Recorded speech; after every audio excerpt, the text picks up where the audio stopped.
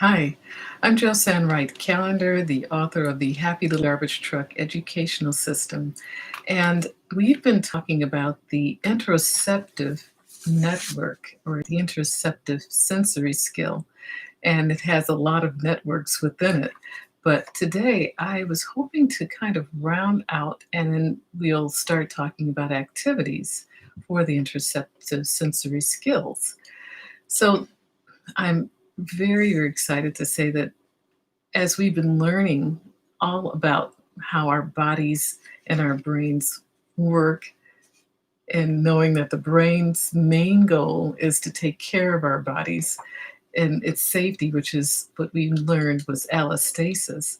Um, it was really important to see that all of these pieces work well.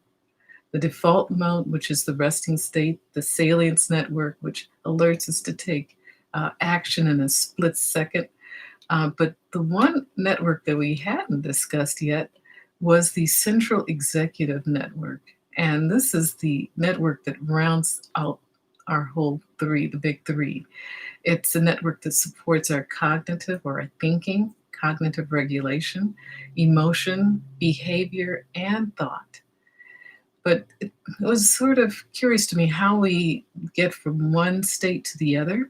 And that's from, just thinking or planning our day to, just going into the resting state, feeling, comfortable and cozy in our workspace, to taking action when we hear the phone ring or our child cries out. Well, how do we switch back and forth from all of these different states? The one key piece that I did find out as well is called the insula, and it's believed to be the region that integrates all the information that we're gaining.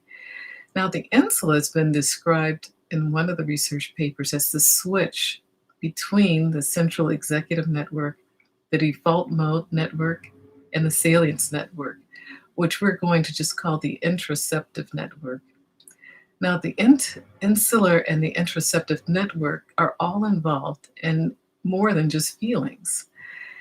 Now, this is where we get into the meat of the matter, but it together they work with attention, thinking, making choices, having intentions, sensory awareness, body movements, our image of self, expectations, as well as sensing the internal and external environments. Basically, the brain activates all of these because it's engaged in our state of awareness. And it goes back to our brain always has our body in mind. And so we have to be in a state of awareness to function properly. Now, this was great for me to learn because it's like the network permits us to engage these insula and the interoceptive network.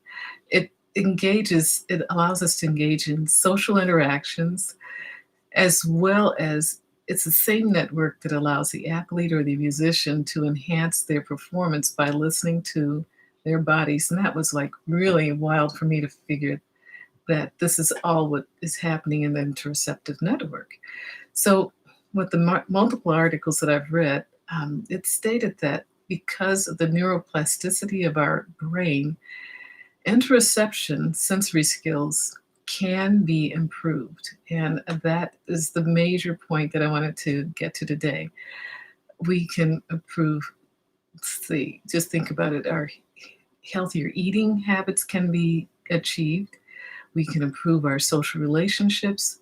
We can better improve how we deal with stress and stress management. And it's, all of these different skills that we'd love to teach our children. So, well, one research paper described the process is sort of like towards improving all of these areas and the neuroplasticity. They they sort of compared it to like how better vision can be achieved by wearing glasses.